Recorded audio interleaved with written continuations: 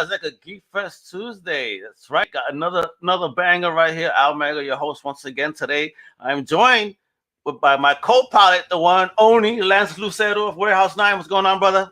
How you doing? Things are doing great. This is fun.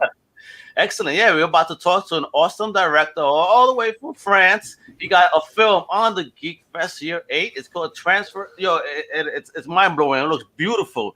Can't wait to dig into this man's mind to see where this all came from. It's wonderful sci-fi. Yeah, man, that's what I would say. It was some crazy sci-fi. Proud to introduce the one and only Jonathan Degrelle. How are you? Hello, everybody. Did I say that right, please? What? Did I say it right, Jonathan Degrelle? Yeah, Jonathan. It's okay. Yeah. Okay. JD, what's going on, buddy? How you doing today? Fine. And you? How are you, everybody? Doing good. Doing good. Thank you for joining us today. And you're welcome. Say this GeekFest special to talk all about your amazing film that's going to be traveling along with GeekFest Yr 8. Yeah. Obviously, folks, you want to check out what's going on at GeekFest, go to geekfestla.com. All right, right quick. Jonathan, tell us, where you from? I'm from France, north of France, a town named Lille. Lille, in the north of France. Yeah. Okay. And you were born and raised there? Have you moved away from there, or you're a lifer? No, I'm always in the north of France. I'm living here, but I'm working in Paris too.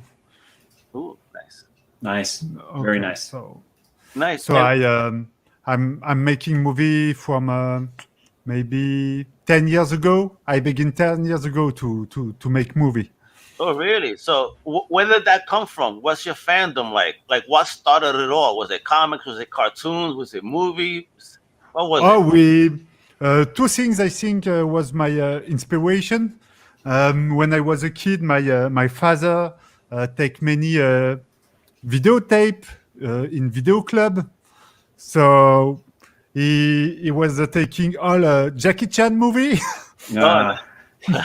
So I was looking this movie like Project A or Mr. Kenton and Lady Rose, this kind of movie. And the second thing is a TV show we had in France. The name was Club Dorothée. And they both anime Japanese, like Dragon Ball or Senseiya. And this is the beginning of my geek culture when I was a kid. Really? Wow. How big is the geek culture out there in France for you? Was it easy for you to find stuff once you started digging in on your own? Yeah, no, it's not a problem for French people because the France is the second geek culture in the world after Japan and America. We have a lot of comics book, a lot of manga, so no problem for us. You can find it in the supermarket near your home. There's no problem. The good old days over here. Now it's specialty stores and maybe a Walmart. Right. It's difficult to find comics in Walmart, for example? No, you could actually find them now. Oh, okay. You get the packs now. That because distribution changed here in America because of COVID. So things are it's like the Wild West again for distribution, which is good, maybe for independent. Anyway, it's very good for independence. Yeah, cool. Excellent. Yeah, the little one can have her book in the supermarket, so it's cool. Yeah. The only books you find here in the supermarket is Archie. The Archie Digest. That's the only comic book you find in a supermarket. Okay, d'accord. Okay. Yeah. So you say you started your journey 10 years ago into filmmaking. Why? What made you decide to take that step? Because I was studying in this direction. I was making the French university about special effects and video making. And I'm doing some stuff for the French television. And I directed my first movie in 2008. in 2008 because I was with a woman producer who was a friend of mine, and she gave me a book, a child book, and she said to me, made a movie about this book, and I made it. Oh, what a test! Sweet. Yeah. It was a child movie, a fairy tale for child people. Okay, so Okay. how was that approach for you? How did you tackle that? Oh, Was it easy for you it to was handle? it was my first movie, so I was making the actor, a false director, if you want. I was making like I can do everything, but in my head I know it was the beginning. I don't know nothing, so I make the show with the technician, with the actor, oh, look at me, I can direct a movie. But in my head it was very difficult. It was an adventure. Now it's more easy because I made a more commercial, more TV show, one TV show. So Okay, nice. now for me it's a little bit easy, but at this time it was a show. It was fun. I take that like a game at this time. Yeah. Gotcha. So Very nice. I want to dig into this, folks. I want you to see what he's bringing to the table for GeekFest Year 8. Ah. Check out this awesome teaser for his movie.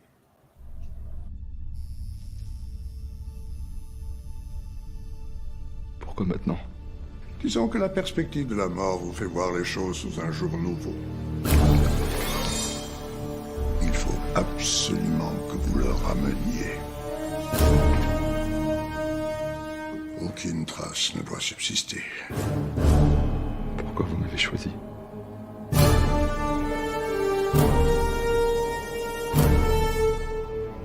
Si quelqu'un réussissait à percer son secret et en refabriquer un...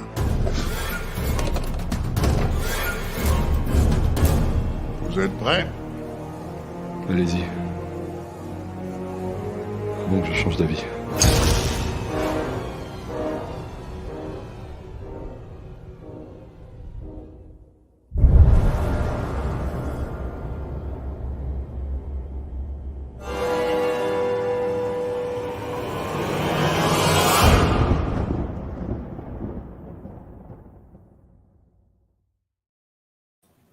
Boom!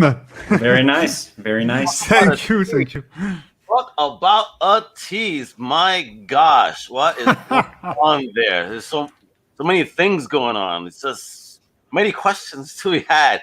But I know I've been talking for a minute. Let me give my man Lance here a moment to lay down a question, based on what we just saw.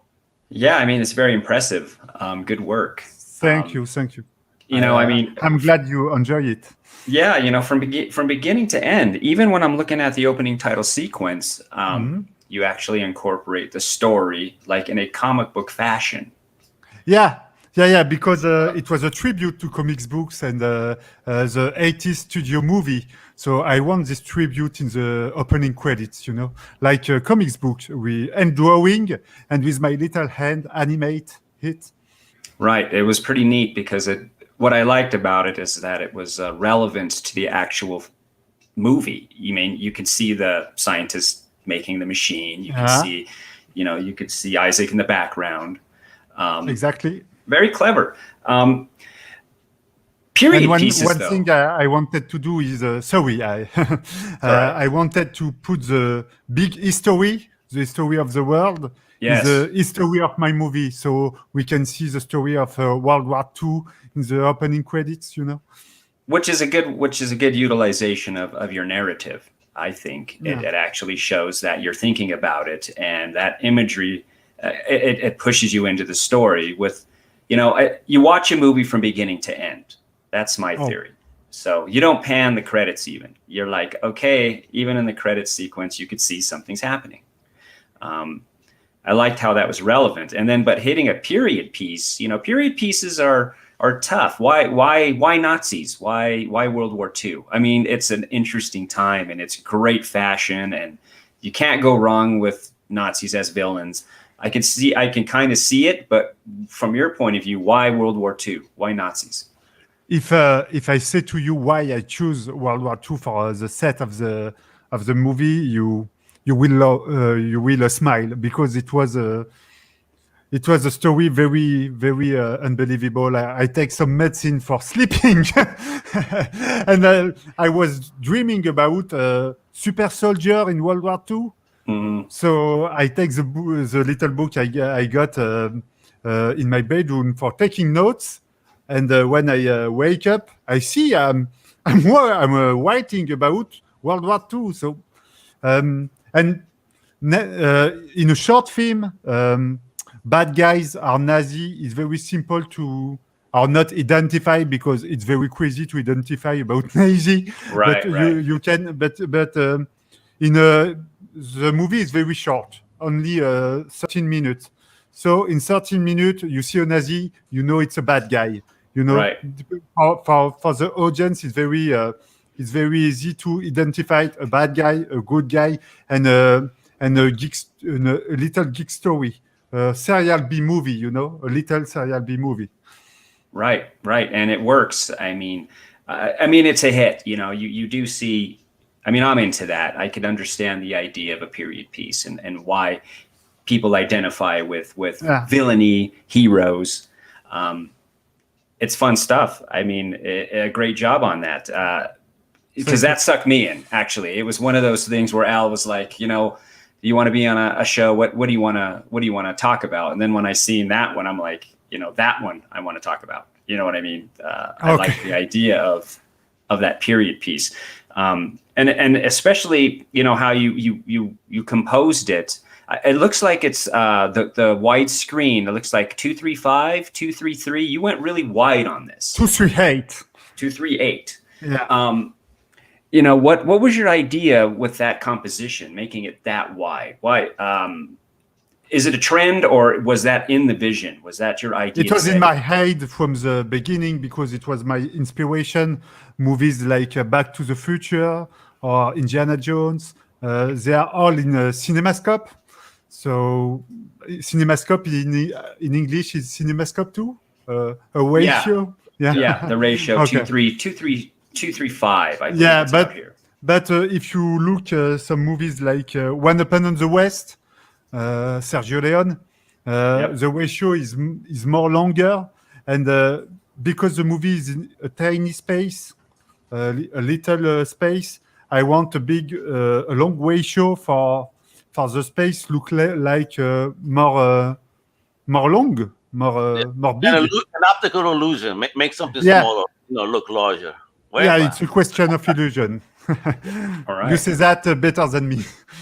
Yeah, good choice. Good choice. Yeah, 225. I always get the aspect ratio screwed up. So even in a dream, you know, I did catch the time travel aspect of it, the gritty look. I mean, it was La Jetée any kind of a influence for this? For everybody, the main influence when you are talking about time travel is Back to the Future. For everybody, Marty McFly is in the head of everybody. Wow. and the second influence was the movie of Nolan with Christian Bale and Hugh Jackman. The Prestige. The Prestige, yes, and Yes. David Bowie. Yeah, you've got Bowie.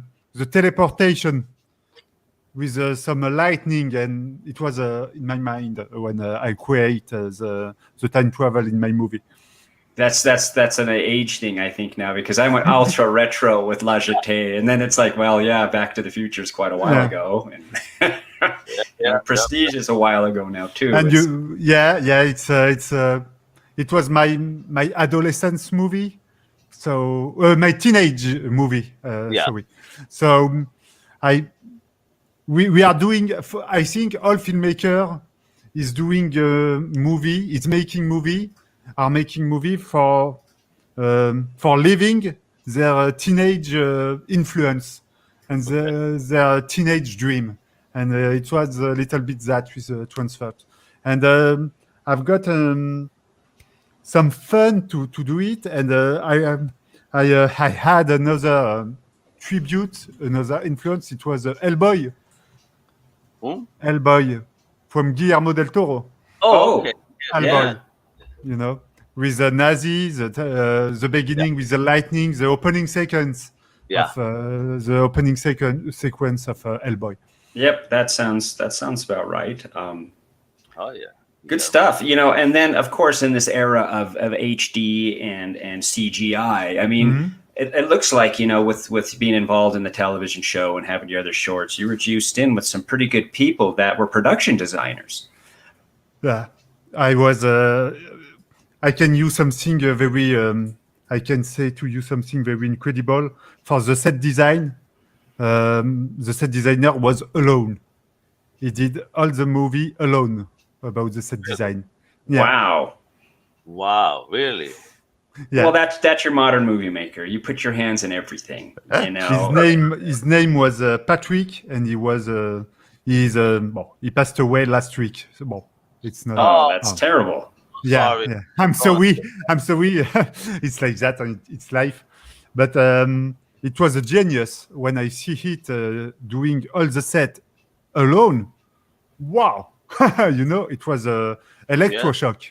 Yeah, it's a great set. I mean, and that's kind of what I was impressed with too, is that it's a practical set. It's there. Yeah. I didn't want to shoot on a green screen. Wow. No, I don't. For me, it's cool when you have green screen. It's cool when you have money.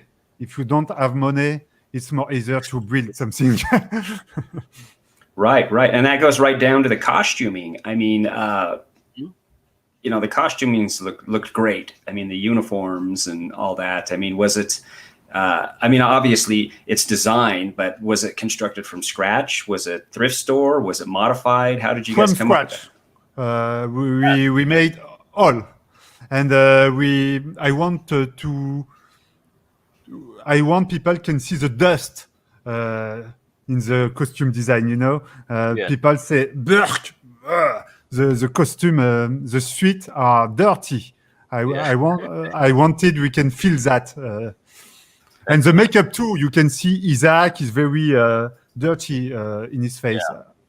Yeah, that works, because sometimes when they overgloss it, it kind of sucks you out of the project because it looks too shined, it looks too Hollywood. But yeah, I like the wrinkled uniforms. I like the stressed aspect of it. It looked pretty cool for production design. That's good stuff. I mean, yeah, this is why you make movies, because you make this stuff come alive. And like you said, it's the dream. You know, it's a great dream. And that cast, bro, you have a great cast that performs a great job, and then you even have an ill action sequence that I was digging. I was vibing. I was like, let me jump in there. I was very happy about the cast, because David, who is playing Isaac, is a friend of mine, simply. Okay. But Vernon Dobchev, who is playing Max, the old Nazi officer, is a great actor. He played for Spielberg. Really? Yeah, in Indiana Jones 3, Last Crusade. He played in James Bond. You know, he played in many big shows.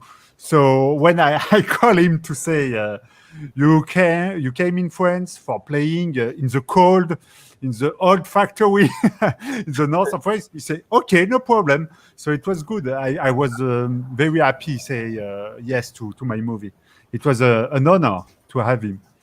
That's really neat. You know, that's cool. I mean, that's pretty commercial, because I recognized him as well. I'm like, wow, this guy's been around, and that's pretty neat that they're willing to be involved with independent projects. Yeah, because I can say to you, Transfert is a movie with not no budget, but not many money.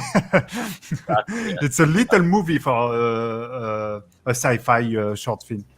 Right, but in a grand scale. So that's what sells it. You know, the idea of time travel, Nazis, a good cast, great production design. I mean, and that's why you want to sit down and watch these nice independent short films, because they are interesting. So you created something very interesting, and I was sold. I wanted to be on the That's show. cool. I wanted to be on the show. I wanted to meet you. I'm like, okay, this is cool. I'm very happy to hear that. And when we don't have money, but we have got the ID, so that's the point. Right, and movie making is problem solving. So Yeah, exactly. One day, one problem. right, one problem at a time, and then you're happy you have it on the screen. Yep. So before we move along, man, I just want to show some love to our buddy over here, Bill, at GeekFest Film Fest. A little commercial, let people know where you should go to watch, all these amazing films before we get back into some more talk. Awesome.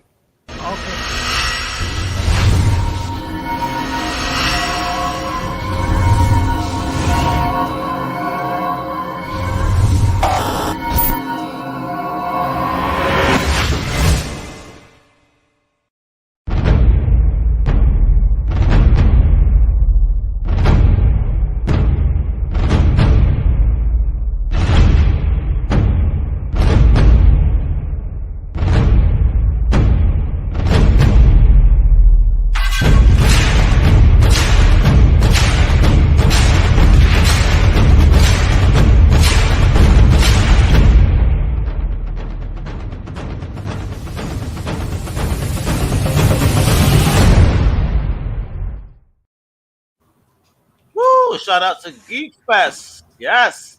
Be sure to check out the GeekFestLA.com website so that way you can check out all the amazing directors that are on deck. Well, we have two of them here, actually. Not just Jonathan. So, yes, you can check out the movie Transfert, which is really dope. And let's continue a little chat over here. And, of course, you can also keep up to date on the Transfert Film on Facebook and Instagram at transfer.film. All right? Stay tuned there.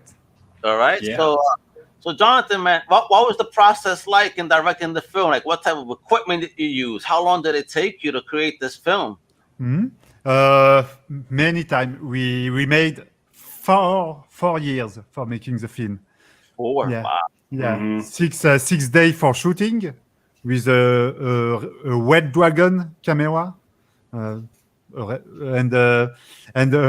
4 years for post-production.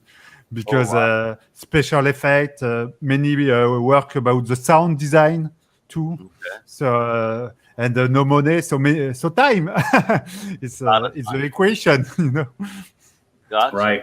What type of camera did you use when you were filming? Specifically, a wet dragon camera. the Red Dragon camera. Yeah, the Red Yeah. Dragon. Okay. We shot in 6K. Okay. Yeah, I keep hearing that. People keep hitting when they're going to record, they do 6 and say that 8K is just too much. It's difficult to work with a 8K file in post-production. So Gotcha. Well, the files are very heavy, So what do you think, in a sense, you said 6 days of shooting, you shot on 6K. What do you think your average, and this is somebody, like if you're film versus digital, your shooting ratio, like your average amount of takes maybe, and how much footage did you amass for the short? 2 teraoctet, two hard drive of 1 tera. Oh, wow. Kilobytes. Yeah. That's a lot. For 6 days of shooting. Wow. And were your shooting days primarily consecutive, or were they spread out over time? All in 1 week. That's week nice. For all the shooting, yeah. Cool. That's awesome. That's awesome. That shows that, you jumped in there, you had a plan, you got it shot, and then it was just post-production from there on out. Yeah. That's pretty cool. It was difficult to find the good people for working. Editing an action movie is not like editing a drama. You have to find the good editor and the good sound designer and the good special effect maker.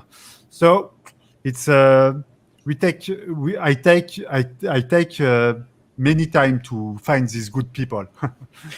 Well, that's pretty cool. Was it mostly local, or this is the era of international where you can shop stuff around all over the world? Where did you go? Who did you solicit? 90% of the people who worked on the movie was French people. Awesome. Yeah. Okay. Yeah. It's a family movie. I have a question. So, 'cause you had, obviously there's a fight scene. Did you get a choreographer, or did you throw on one of your dad's Jackie Chan tapes and say, "Hey, fight like this"?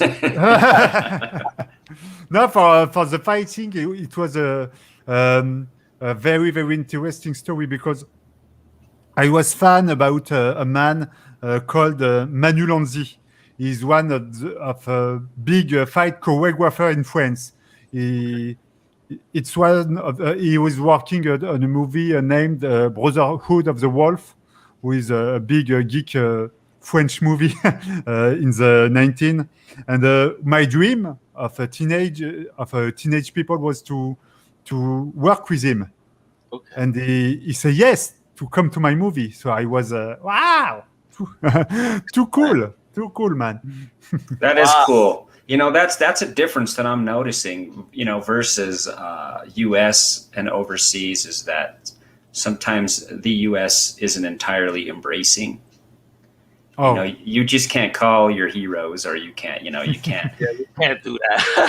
You don't do that here. And you can't, even in the industry, you jump through hoops to try to maybe get somebody, but that's pretty neat that you're able to, you have your finger on the pulse of the right people in France. That is really awesome. But we can do it, but it's not easy to. It's difficult to contact them. I think it's more easy than USA. I'm agree with you, but it's difficult too in France. Yeah. So it's what's not next? so easy. Yeah. So what's next? Yeah, you got Transfert done. You got a dream of a feature. What's the dream? The first job is to promote Transfert in the festival, in a diffusion. Why not TV? And I'm working about some 3 feature film I'm writing, and 1 documentary about the genre movie in France, our film in France, the creation of the fantastic French cinema, Georges Méliès, the creation of a special effect from Georges Méliès, from now how can do a fantastic and genre movie in France. Awesome. Sounds great. You keep it rolling. Got to keep it rolling. Yeah, I try. Yeah. And how happy were you when you got accepted, man, for the GeekFest Film Fest and get your film touring out here, man? I was too happy because just one thing, you have got geek in the title of your festival. For me, it's okay. Look at that. So we can see Captain America back there. Yeah.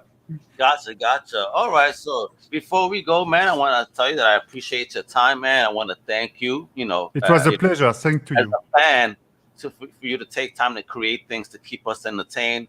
I know people are going to love Transfert when they see it. It's going to blow their minds. It's really deep. I hope so.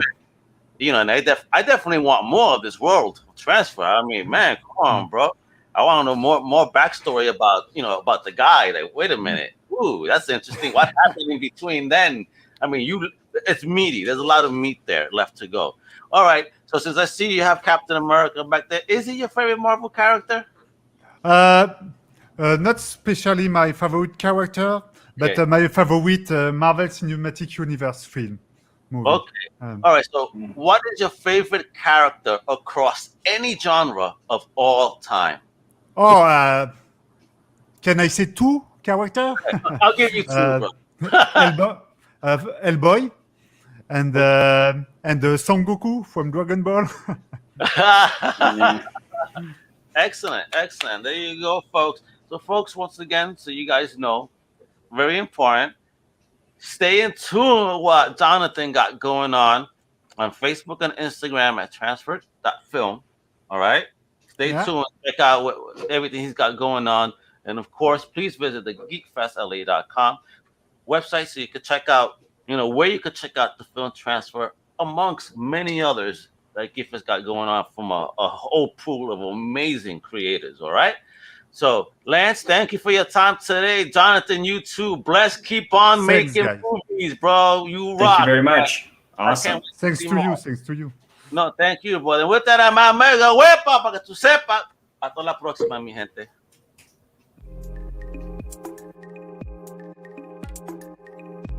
Thank you, and we hope you've enjoyed this Comic Crusaders production. For real-time news on all things pop culture, please feel free to follow us on social media. For articles, original content, merchandise, and more, please go to www.comiccrusaders.com. Also follow along with all of the websites of the Comic Crusaders family. As always, if you like this content, please click like and subscribe to the Comic Crusaders YouTube channel.